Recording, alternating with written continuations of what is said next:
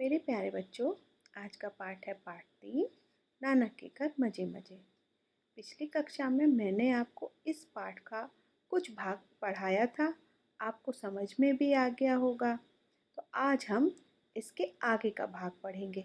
आइए आरंभ करते हैं।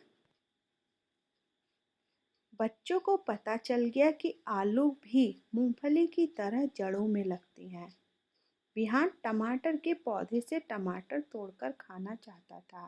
देखिए, मैंने आपको यहाँ तक पढ़ा दिया था। अब हम इसके आगे का भाग पढ़ेंगे। दादाजी ने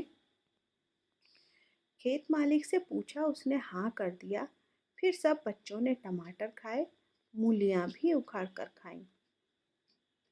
पास में गन्ने का खेत भी था, वहाँ गन्ने का रस निकाला जा रहा था और एक कढ़ाई में रस उबालकर गुड़ भी बनाया जा रहा था।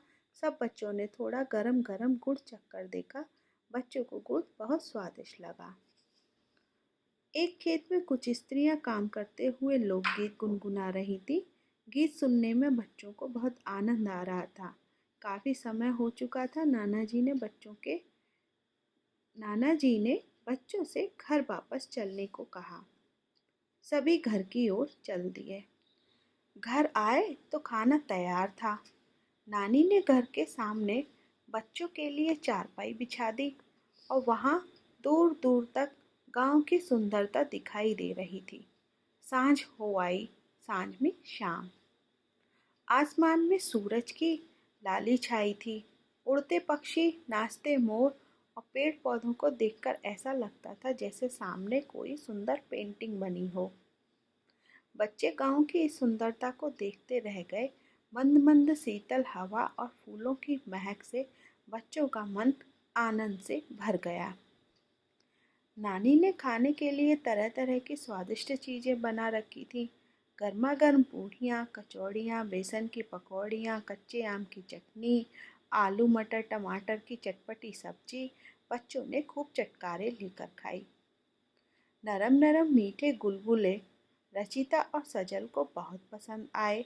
नानी ने मेवों की खीर भी बनाई थी। बच्चे मजे मजे से खाते जा रहे थे और प्रकृति का आनंद भी ले रहे थे। स्वाद स्वाद में बच्चों ने खूब खाया और नानी ने भी उन्हें बड़े लाड से खिलाया। खाने पीने के बाद काव्या के पापा ने वापस चलने को कहा। बच्चों का मन तो नहीं था, पर अगले दिन स्कूल भी तो जाना था। इसीलिए सब ने नाना नानी से विदा ली। नाना नानी की आंखें नम हो गईं, यानी आंखों में आंसू आ गए। सब बच्चों ने उन्हें प्रणाम किया, जीप में वापस चल दिए और रास्ते भर सब बच्चे यही गाते रहे, नाना के घर मजे मजे, नाना के घर मजे मजे। तो देखा बच्चों, इन बच्चों को गांव में जाकर कितना मजा आया। तो ये हमारी कहानी में गांव के बारे में बताती है कि गांव में क्या क्या चीजें हैं और कैसा गांव है।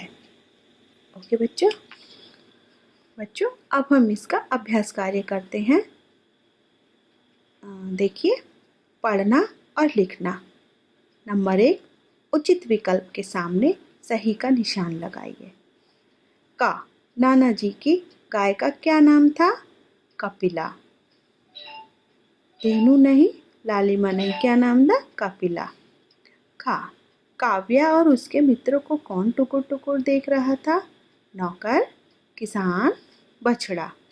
उनको बछड़ा टुकुर टुकुर देख रहा था। गा, बच्चे क्या सुनकर चकित रह गए? बच्चे मूंगफलियों के बारे में सुनकर चकित रह गए, क्योंकि उनको पता ही नहीं था कि मूंगफलियाँ कैसे आती हैं।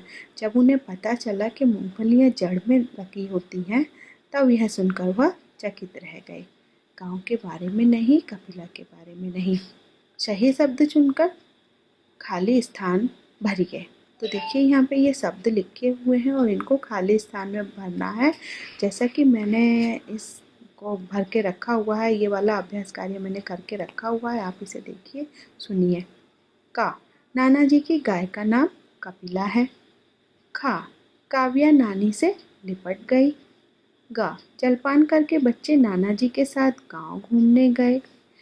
खेतों में तरह तरह की फसलें और सब्जियां लगी हुई थी। एक खेत में कुछ स्त्रियां काम करते हुए लोकगीत गुनगुना रही थी। ठीक है बच्चों। नंबर 3, नीचे दिए गए प्रश्नों के उत्तर लिखिए। का, काव्या मित्र मंडली को नाना जी के घर की क्या क्या बातें बताती थी। काव्या ने अपनी मित्र मंडली को आम से लदी डालियाँ, कुहू कुहू करती कोयल की बोली, तेज हवा में फरफर करते केले के पेड़ और अनार के दाने खाते तोते के बारे में बताया।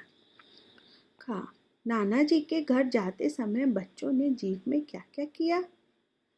काव्या ने गीत गुनगुनाया, सजल ने चुटकुला सुनाया, विहान ने गधे की आवाज निकाली, रचिता और रीवा ने गीत सुनाया।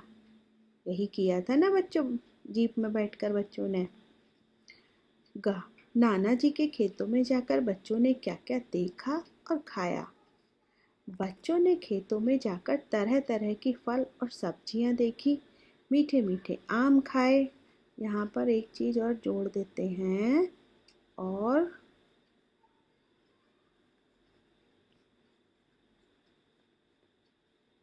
टमाटर,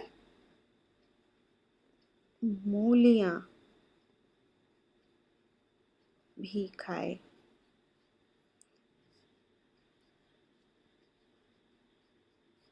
ओके बच्चा। बच्चों को नानी ने क्या क्या खिलाया। तो बच्चों को नानी ने पूरियाँ, कचौड़ियाँ, बेसन की पकौड़ियाँ, चटनी, आलू मटर की सब्जी खिलाई। ओके बच्चों, आप ये प्रश्नोत्तर याद कर लीजिएगा और अभ्यास कार्य कर लीजिएगा।